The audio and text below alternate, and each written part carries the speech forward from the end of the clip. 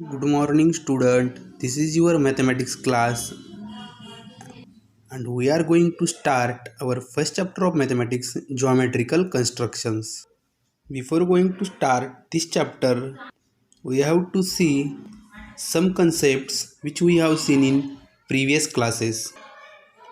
तो हम शुरू करने वाले हैं हमारा पहला chapter geometrical constructions.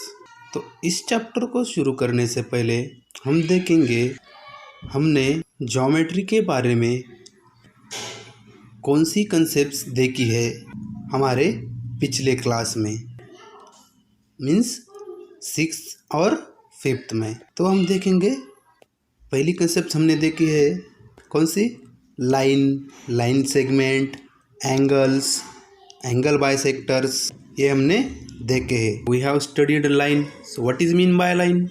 This is the one line. तो हमने देखा है पिछले क्लास में लाइन, ये एक लाइन है।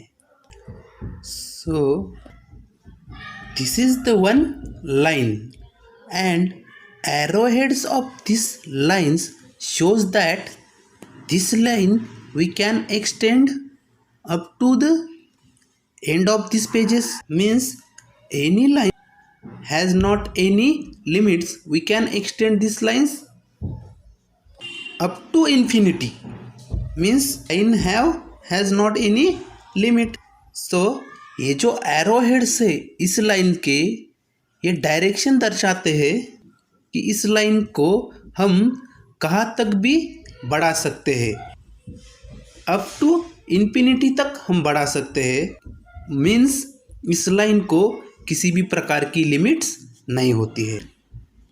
Now we will see how can we represent this line. For representing this lines we can take any 2 points on this line and we can give the names to that points with capital letters. I have given here point A and point B. So now representing to this line we write as line AB. So we call this line as a line AB.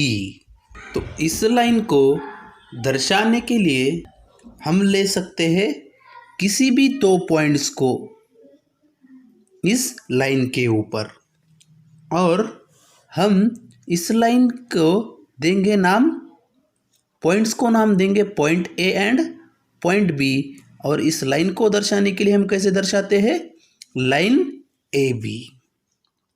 Now we have to see next concept